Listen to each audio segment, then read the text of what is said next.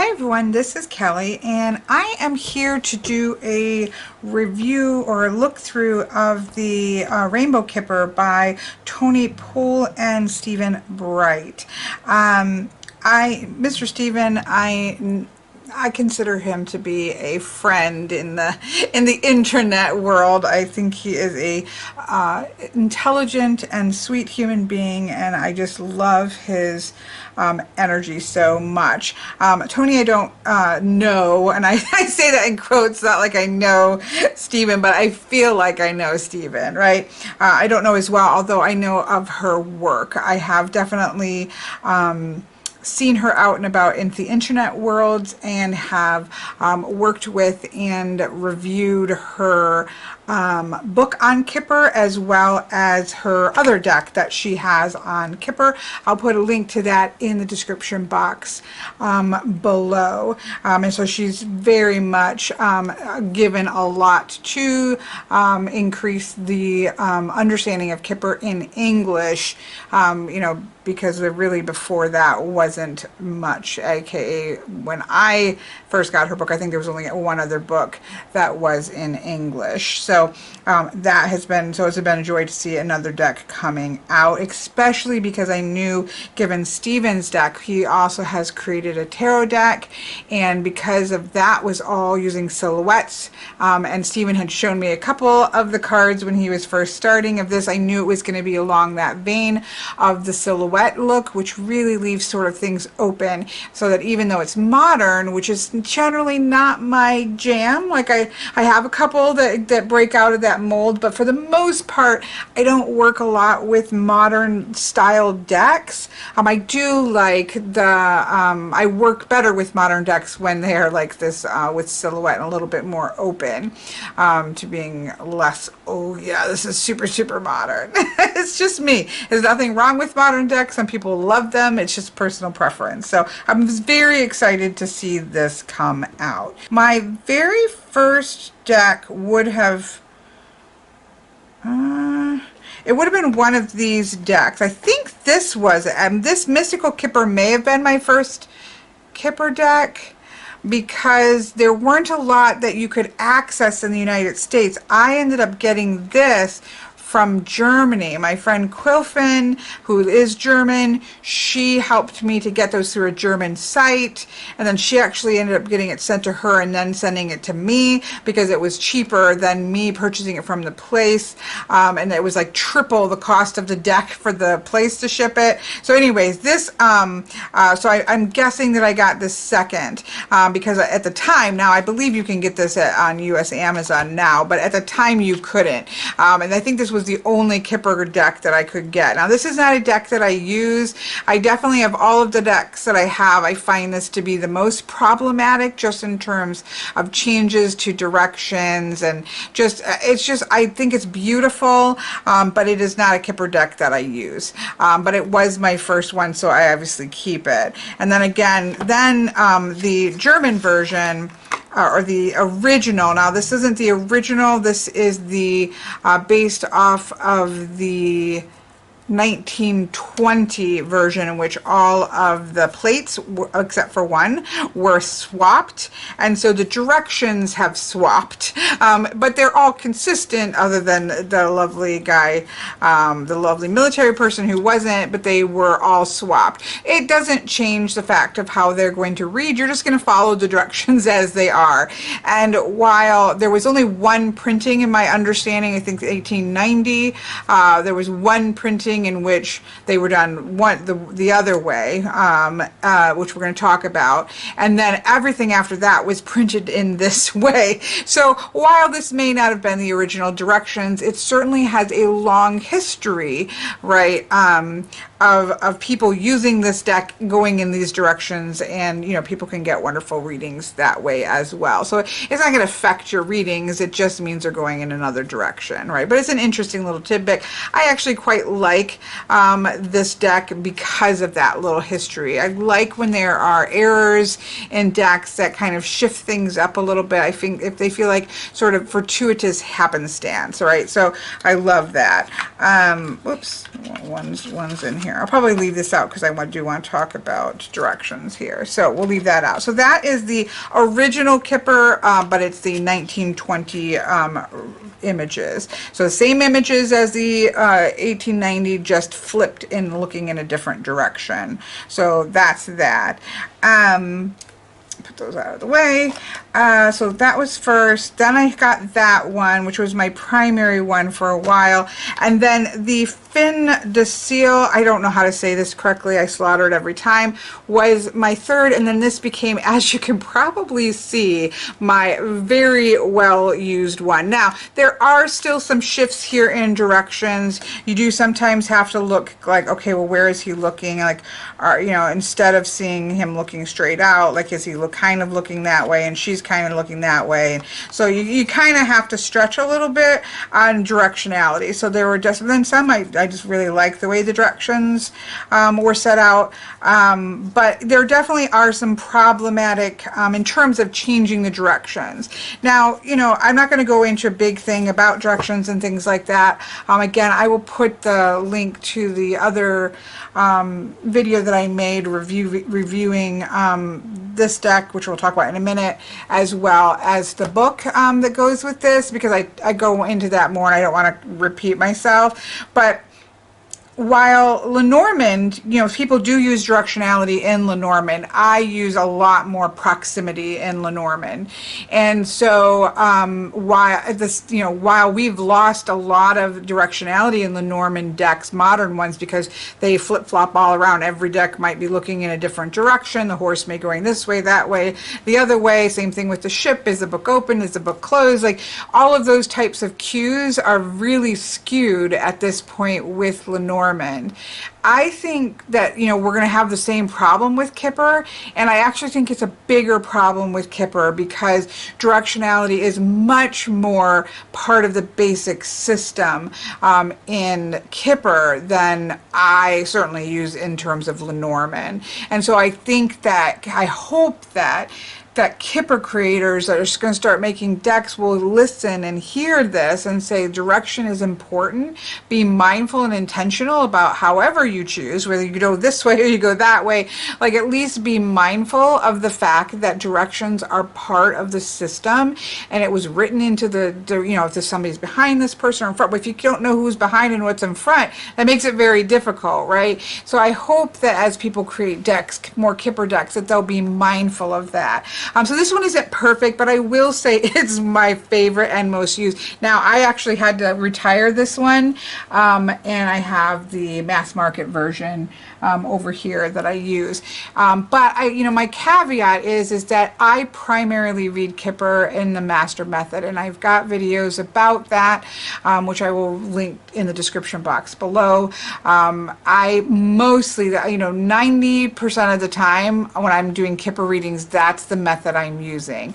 It is simply because Lenormand is a huge part of my practice, and so if I'm doing a grand tableau, most of the time I'm using Lenormand. That's just my, you know, that's just my method, right? Or that's where I go to for a grand tableau. But I do use Kipper in grand tableaus, and I do sometimes have client requests for it, and or, you know, I'm just using it for myself or for somebody that just fits whatever the situation is. Because I would say the number one difference between Lenormand and Kipper, Lenormand is very symbolical, and so you're really taking significator cards, and you kind of can, in my opinion, dive into all kinds of things even more easier.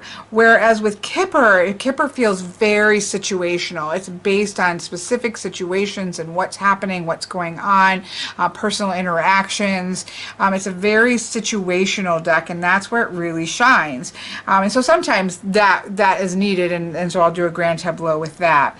But directionality is important to me just because it's part of the system, but in terms of master reading in the master method, it's less important to me than it is for people that use a lot of grand tableaus, where it is key, right? It's very important. So this is one of my most used, my two current most used decks are the Findicicle, or I know that's not how to pronounce it correctly, but by Shiro Machete, and this is the Kipper Oracle cards by Alexander Musrick. Now he also has a book. I have not read that book. My understanding is it's pretty basic meanings, you know, that you would have of each of the cards. I just like this because I really, again, like this sort of old style look. Now, I haven't gone through and really looked at this in terms of directionality, but in terms of using the master method, that's less important for me. And so it is one that I use for a smaller deck because, you know, the downside for me of this deck is that it needs to be smaller. But in the master method, I can make this work where I couldn't do a grand tableau with it. And in fact, even to do a grand tableau, when I'm doing a grand tableau, I use this deck primarily because I need it to fit, right? So, but those are probably my most used Kipper decks right now are these two. So I was anxiously awaiting this one. And sorry, I wanted to mention this one. I probably in order was this one, then this one, then this one, then this one, then this one, and now this one. I love the backs. This is actually probably a high up there backing. I love the back. The reason I don't use this one as much is just because it is very modern and it feels very young and very modern, and that is not a negative. It's just, you know, it's just not my particular thing that I'm going to grab for is something that's young and modern. The good thing about this deck is that it does follow the directions of the 1890, the original directionality, and so that's very useful. If you are going to use Tony Poole, I'm going to say Miss Tony, please. Don't mean to. I'd rather say her last name correctly because it's not like we're BFFs or anything. But if you're going to follow Miss Tony's method in her book, I definitely think it's easier if you use her deck, or now this new deck follows those same directions. And from what I understand, there's a couple. I was looking at Etsy just to see. There are definitely a couple more Kipper decks up there than there used to be, and I know there were one or two of those that say they're the 1890 directions. So I think it's a little bit easier to at least get a hold of an 1890 directions that might suit your style. There was one in particular that looked like an older style, maybe you know, like a Roaring 20s or like a 1920s kind of feel to it, that I might pick up for that. But I do think having that direction probably works best with using her method, or this one certainly will work with her method. As that's not a method that I read by, it's not as important to me as that. But this is, you know, it's just great. It's just, again, a super modern version of it. This is one of my favorites. Now, I really like this one as well, but I will say this Hope Great Water card is one of my absolute favorites. I think it is gorgeous. So yeah, and again, the backing's stunning. So that's that deck. Okay. I don't know why. There's not very often that Kipper decks come out, so that we apparently have to have a whole check-in on the Kipper situation. But I think that it highlights the fact, think about how many tarot decks many of us have. Think about how many Oracle decks. And even now, again, this wasn't that way when I started reading Lenormand. Now, when I think about how many Lenormand decks, I have a box, under the bed box, that has all my cartomancy decks.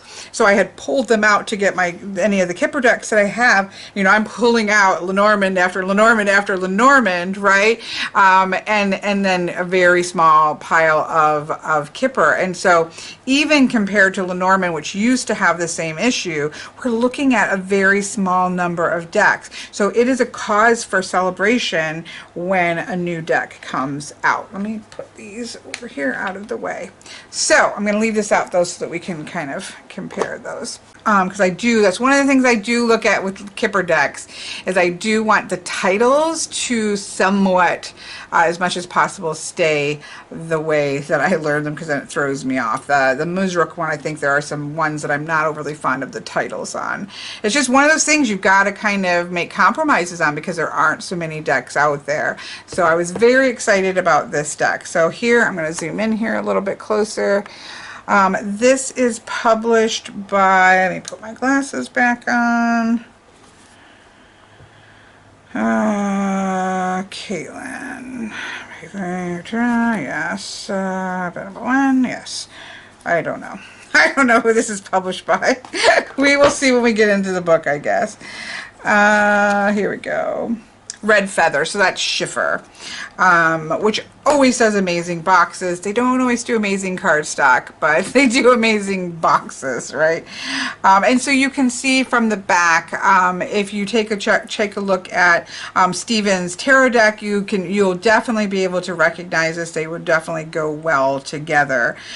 If you do any decks, any readings in which you mix the two, these would look wonderful together. I'll have to pull that out at the end and show that. So yeah, so here we have that great magnetic box. We've got a nice guidebook here we'll take a look at. I've already taken a look at, and then you have the cards. The cards actually don't feel, again, I'm not usually a fan of Schiffer cardstock, but it doesn't actually feel bad. It's not super glossy. It's like a satin feel to it. I haven't riffle shuffled this yet. And I have put these in regular order. So I'm going to caveat again. This deck definitely is leaning into Miss Tony's method of reading Kipper, which she has been, learned from and been handed down from a couple people, this Bavarian tradition here, right? And so this definitely follows that particular tradition of reading Kipper, and so it makes that, if you are reading that particular style of Kipper reading, this deck definitely leans into that and makes that very easy for you by the color coding. And so we'll talk about the color coding in a second when we look at the book. So the cards come in that color-coded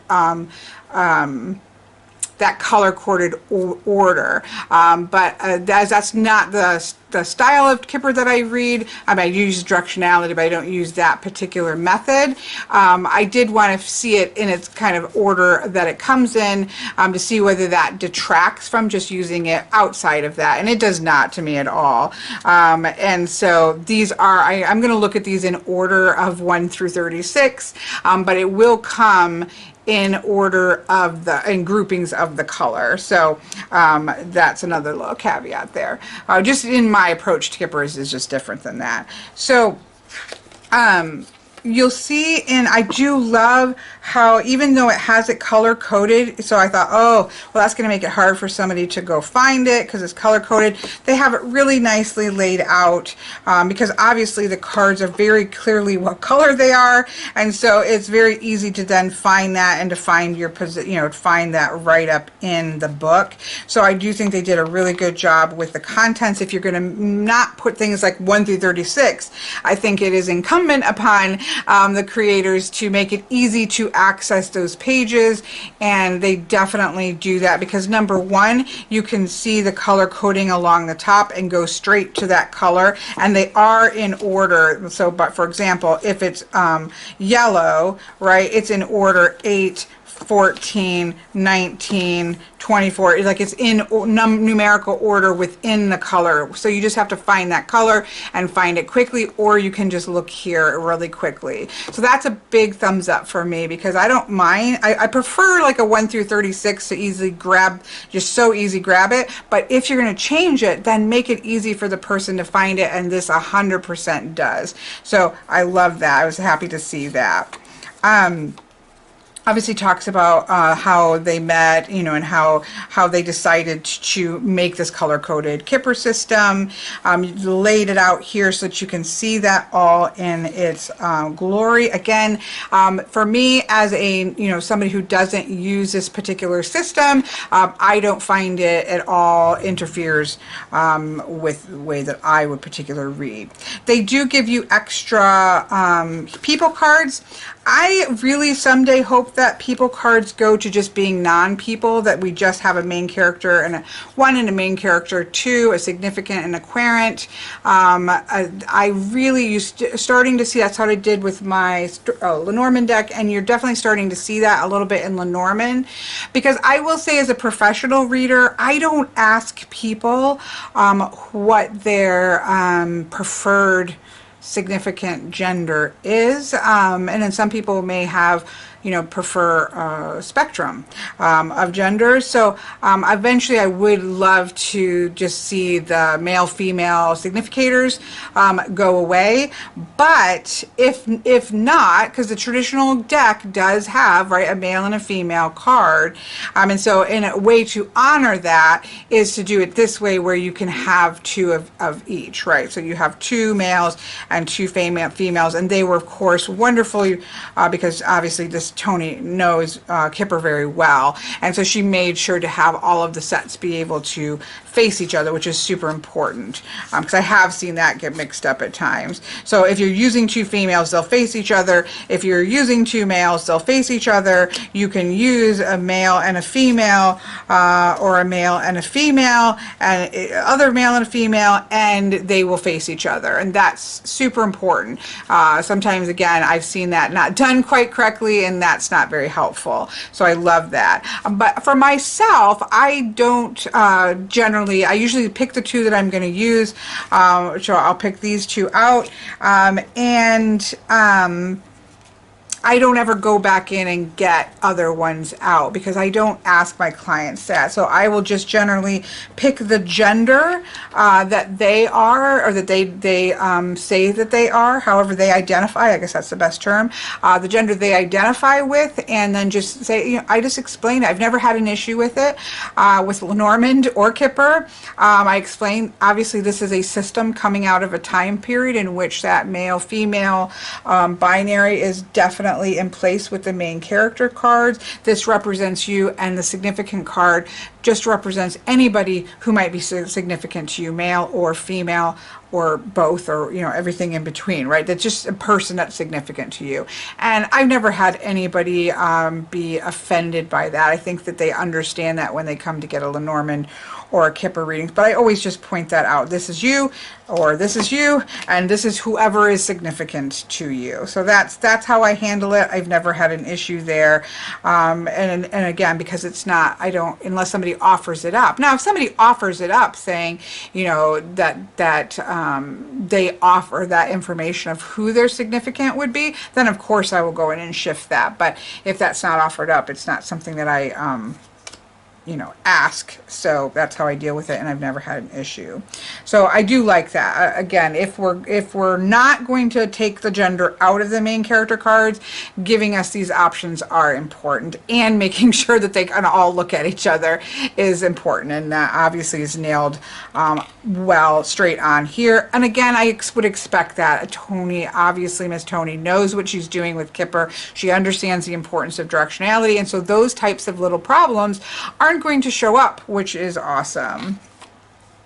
So then, she has, so each of the cards, you have a little image of the card itself, you have a description of who they are, you have some basic positions, and then you have some daily advice. So you have that for the main character 1 and 2. How those might work with each other in relation to relationships, in terms of their directionality. So you can see if they're looking at each other, things are going well here. If their backs are to each other, experientially, I don't find this always means that there is something wrong, but that they are certainly distracted or focused on other things at the time. And she actually says this right here. Do not jump to conclusions and condemn a relationship without grounds, since this can also show two partners who are working on their own projects and do not have time for another in the time frame. So yeah, so it doesn't necessarily mean that, oh my goodness, you're about to break up with your significant other. It just means that you might not be looking in the same direction, right? So and then it goes into the cards, and again, they are color coded with her way, and not just her way. Like a lot of these color codes are, whether you use her method that she learned or not, are still useful to understand that these are people cards. And I think that with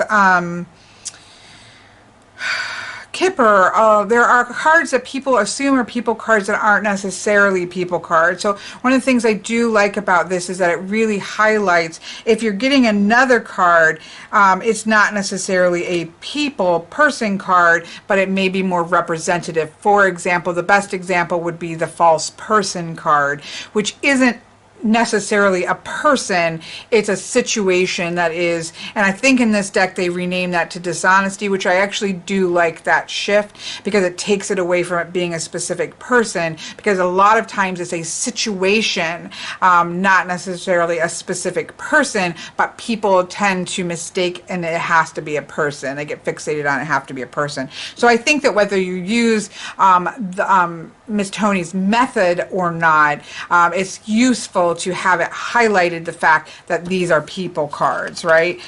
So again, with all of them, you have the image of the card, or like the piece of what that you can see. You have sort of a statement from the card, which I always enjoy in decks when there's a statement from the card. That makes me quite happy.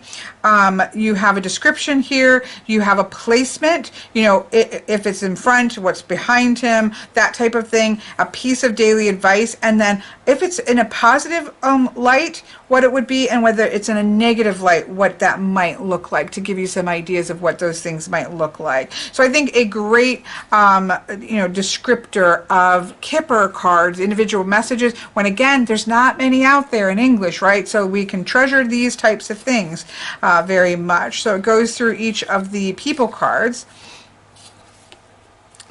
This I would have preferred the child card, but I think, because infant I think of as a baby, but that in English, but that may not necessarily be true. Infant might just mean a young child, and actually she does say right here, infant is the baby in the family, the youngest child, and will not be more mature than 12 years old here. So we have the child card there. Then we have the stop cards. Stop cards in terms of, again, the system aren't something that I use as the system, but it is important to know when it's not an action. It's like something has occurred that has sort of stopped the movement here in the flow. And so again, having those highlighted, whether you use the system or not, I think can be very helpful.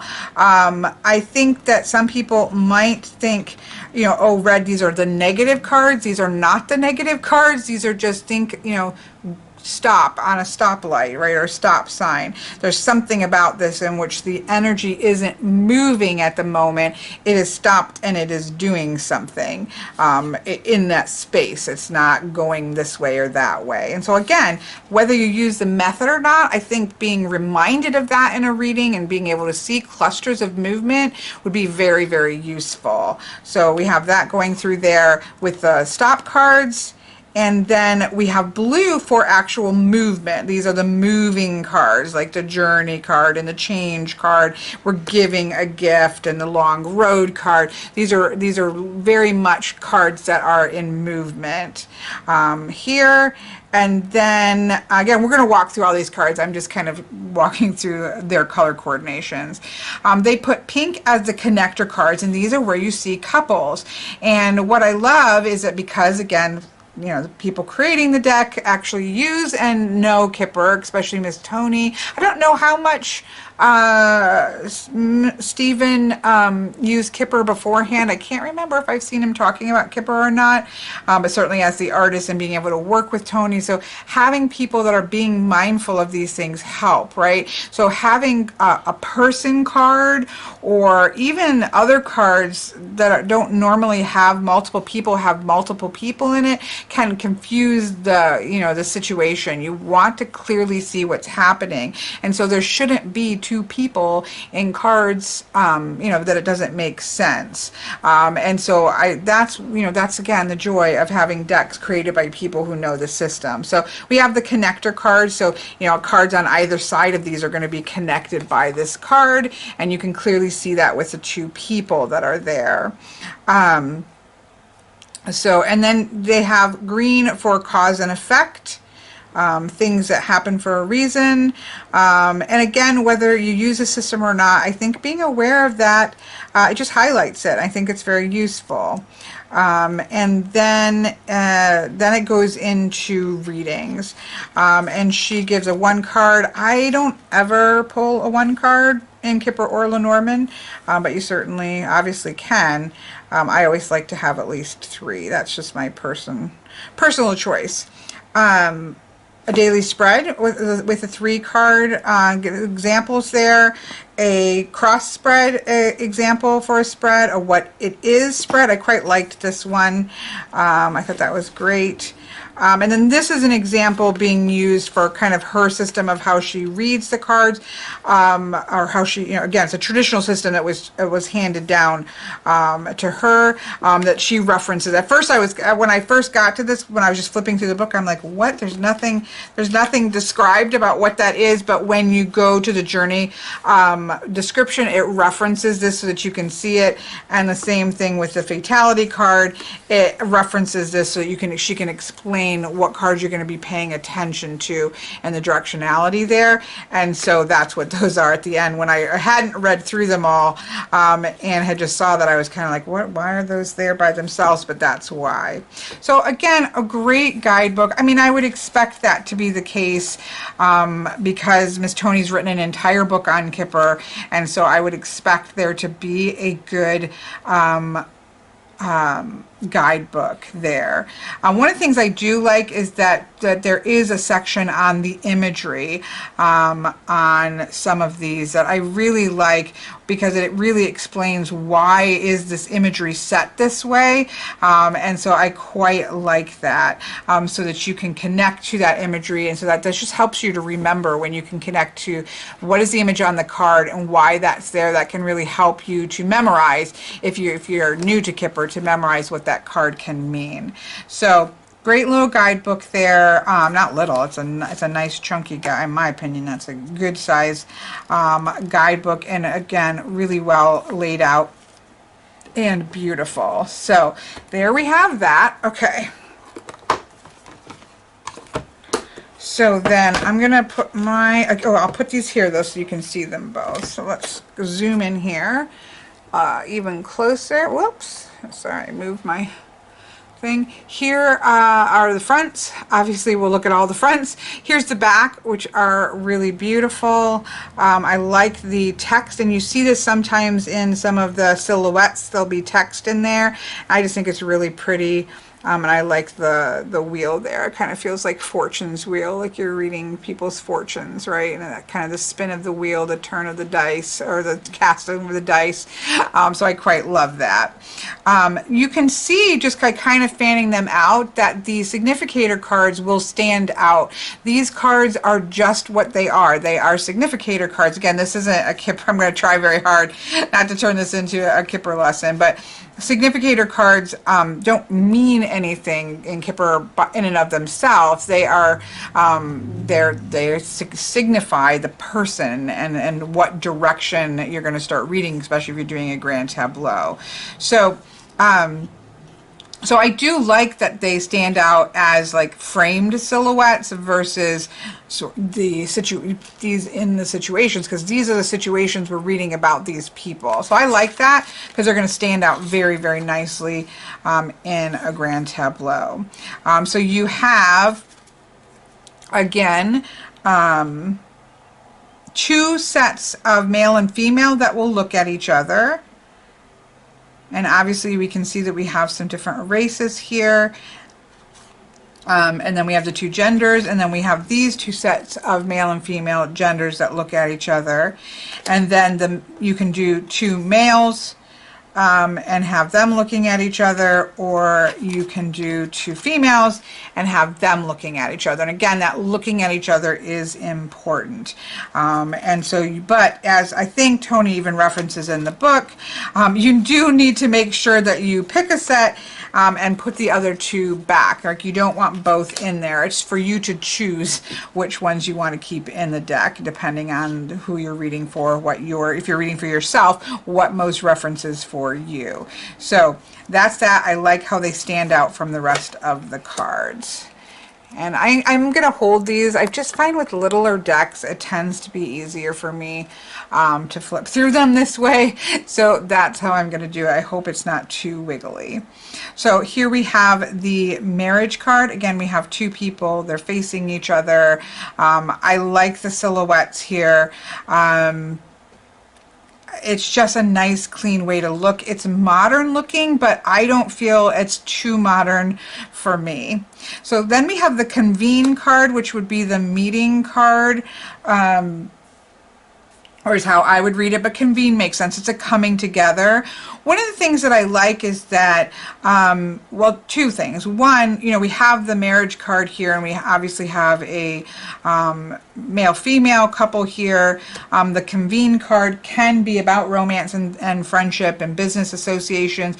So you have a same-sex couple as a possible, you know, image here, but then also it can also just look like two friends sitting there. It can also be a business meeting. It kind of takes it out of that space that this is just about romance. That can sometimes get confusing. So I really like that. Works on many different fronts. Again, I don't know if you can see here, but there is text.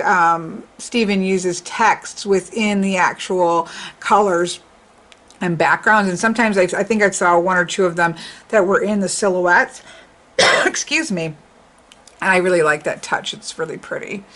So we have the convene card, or again, meeting card. So there were some changes into just how I learned them, but they make sense as far as I'm aware. We'll obviously, I'll pay attention a little bit more as we go. They make sense, and I think they are direct translations. You know, obviously everybody's going to translate them a little bit differently. So here we have the good gent and the good lady. Here facing each other very clearly. You can see what's the back and what's the front, and this is an older couple. I feel like you still get that sense of age here, even though you're looking at silhouettes, which is pretty cool. And again, you can see the writing in the backgrounds, which I quite love. So there we have that. We have the letter card. I learned it as the pleasant letter kind of card, but it's the letter, and it's quite beautiful. I like that the bird is there moving there too. So this one's definitely changed. You most often see this as false person, but it isn't. Even if you look at the older meanings, it doesn't actually mean a person. It can be a person, but it doesn't need to be. So while we have a person here, we have a front and a back, right, to look at. The name of this is dishonesty. There is something going on that isn't right, that is deceitful in some way, that is false in some way. I do like the mask. There's something isn't clearly being what it is. And so I don't mind that change there. Here we have the a change card, which is a lovely of Kipper. It says what it is. It's change. Here we have the journey card. I like that this is a car and this is a bus, right? Because we do have that sort of feeling of they could be just going down the road. Where in a bus we do have that, okay, now we're going on a little bit of a longer journey. I want to say maybe in the Tony's other deck, both of these were cars. And so I do like that change there with there being a bus there for the journey. We have the win lots of money, or winning much money, I think is how I learned it. But here, win lots. You're going to get, hopefully you're winning lots of money. Coming up roses there. We have the not the witch girl, the rich girl and the witch rich gent. Apparently I can't speak. Again, facing each other. This is a girl who is, for me, you know, she's kind of living her best life. He has got it all together. He's got, you know, he's really doing all the things that he needs to be doing here. We have the sad news on this one, which is how I learned it as well. This isn't like horrible, wretched sadness, but this is not good news. I actually really liked this one. It was interesting because the good outcome generally has two. I almost can feel like there's two birds. Well, here I have this right here. The first thing I thought when I saw this was that it reminded me, even though it's taken, I kind of wish that it still had like the two birds, because you just get you get used to seeing that. But the way that their wings are all like making those lines here, I feel like you see that there. As soon as I saw it, it made me think of this. So I thought that was interesting there. But again, what I do like is that it again shows where it would normally be, where it would normally be success in love. It's not always about just success in love, right? There's success in other things, but you do see that there, but you see other things about that are going to be successful in friendship or in what you're trying to achieve, or those types of things. So I don't mind the change here to good outcome. I think that's a good shift there. And I actually, while I probably would prefer the birds, just so there's not a person that's not normally there, I do like how this is depicted. So that was good. Here we have the His Thoughts card, which is what it traditionally is. This is, for me, the big planning card. Obviously, it can also be what he's actually thinking. And he looks like he's thinking of very clear directions. I like that the Cupid is still there. We have the gift card. Pretty obvious. The infant, obviously this for me is a child card, but it's an infant child. It's very clearly a child. So I quite like her little saucy little messy bun on her head. So then we have the Fatality card. I think it was Fatality in Tony's other deck as well. This for me is the Death card. Death, Fatality, it's the same thing, right? It's the end of something. It's the period at the end of the sentence. It is something is ending. So it works there. And obviously you have the clear directionality. And of course, again, I meant to go through it with this, but you know, it's all right. This is not a Kipper lesson here, or comparison. Oops, okay. Maybe I can go this direction. It keeps the candelabra, but it also is, you can see that the direction has been flip-flopped. So again, it doesn't matter to me, because again, many years and generations, people have been using them in this direction perfectly fine, but it's nice to have a good solid deck with those directions as they were originally printed. So we have that here. Here we have the house card. It's a house. I like it. I love the living room. I like these particular chairs. My grandmother had chairs like that. This is the even more private space, right, of the living room, your own personal space. Here we have the military person. I really love my military people to be, you know, the uniform to sort of be the focus, just in terms of it's that official capacity. And so for me, the military person is that, you know, it's making this is official. Yes, this shall be so. This is an official notice of that, right? And so I really like the uniform to be the focus, and not, whereas in here I do feel like the gun is the is the focus here. But let's be honest, in a military person, the fact that what makes him official and be able to back up what he's saying is the use of force, right? We can't fool ourselves otherwise. What I do like, and I think she talks about this in the guidebook, I do like that he is comfortable in his power. He looks comfortable in his power. Yeah, she says, military person is at ease in disciplined situations. He thrives in protecting those around him.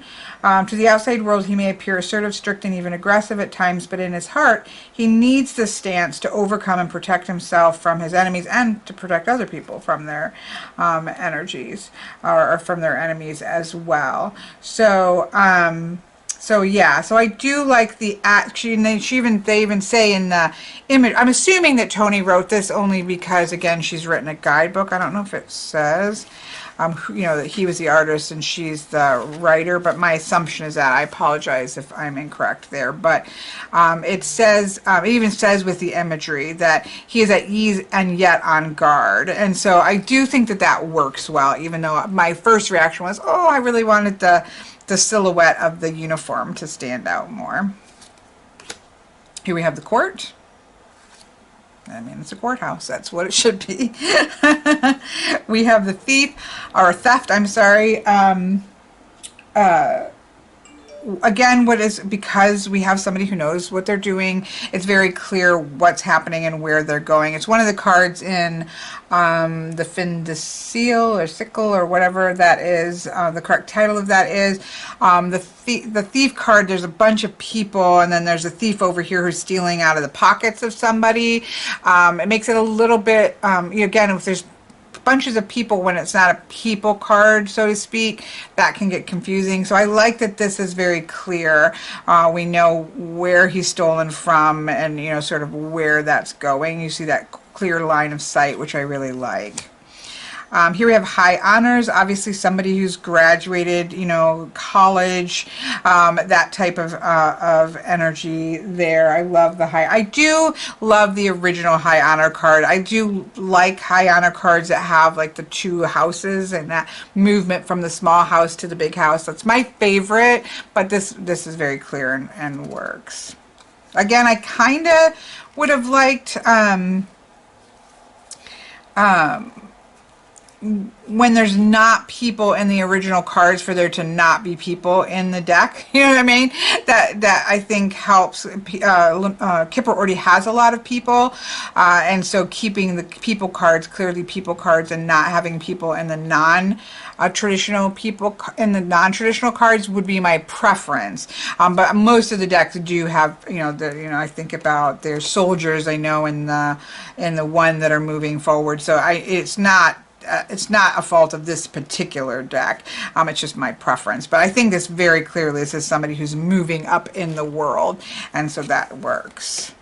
Great fortune. I do like the rainbows and the stars. Unexpected money.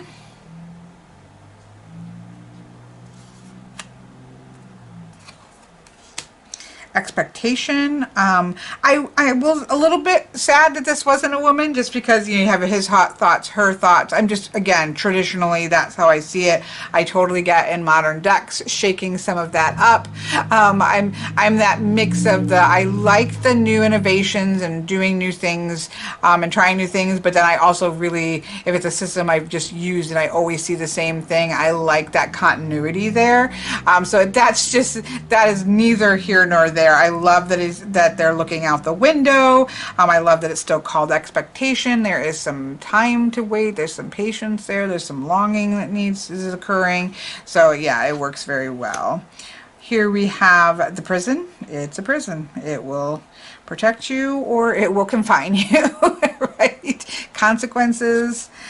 A court official. I do really like what they did here. Now they've swapped the traditionally I think it's a woman that is sitting.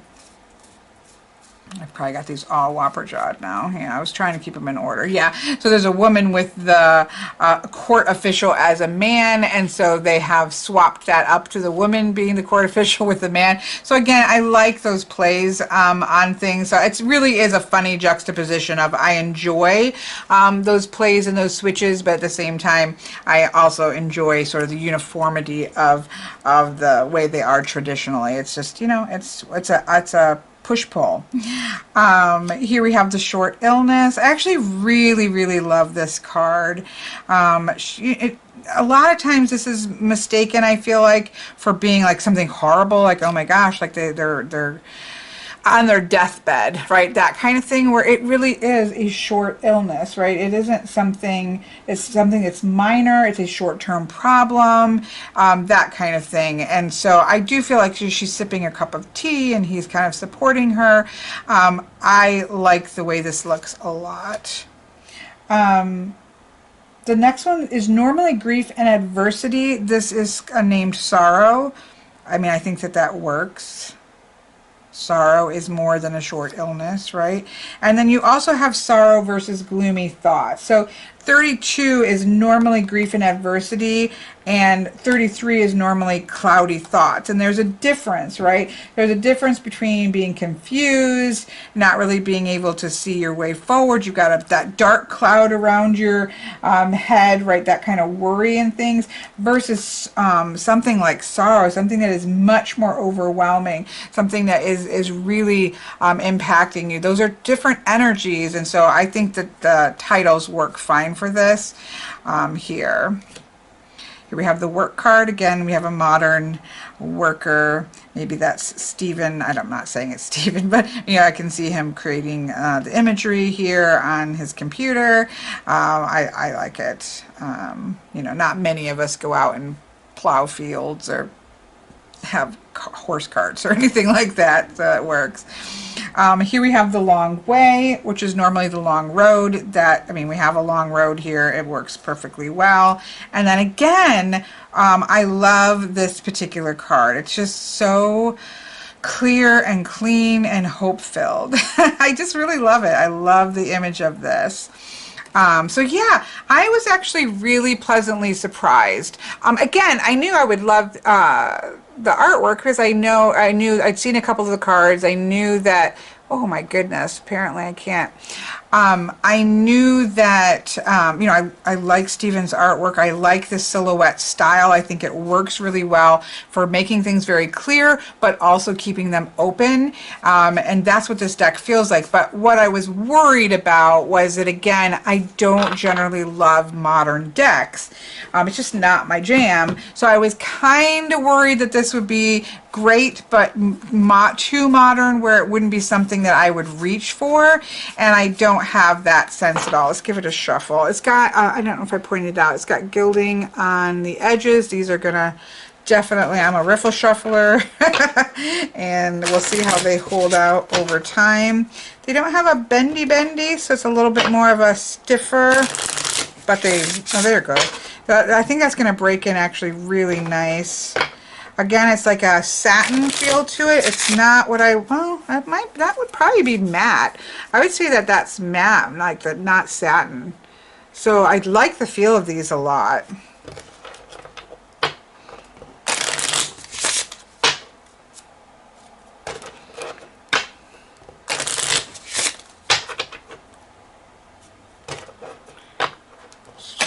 Give it a good shuffle so we can just see what it looks like. So these two we'll put over here. So let's just do a quick reading. Or I'm not doing a reading. I'm not doing a reading. I am going to do a quick, lay them out as I would, just so that we can see how they end up looking.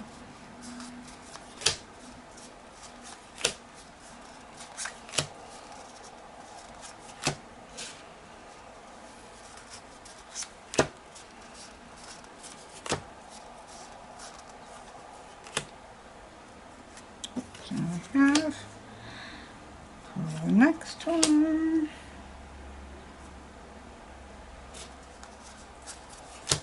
And again, I have a video on the master method, so I'm not going to kind of walk through what I'm doing here. Sorry.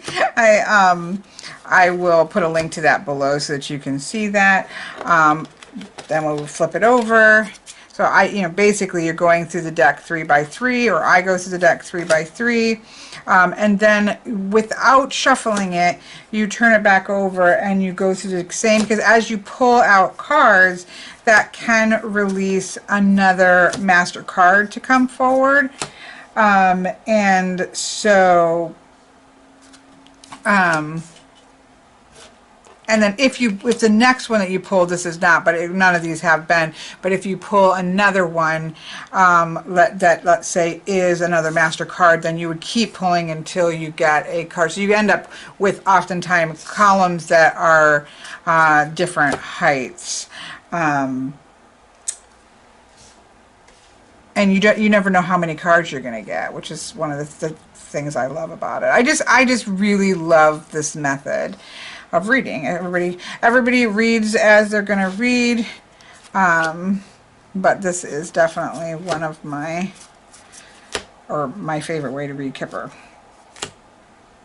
And there we have it. And then of course you would go through and read your cards. But look how great they look. It's very clear that we've had a significator show up in the reading, which is great to see. Again, I like that aspect there.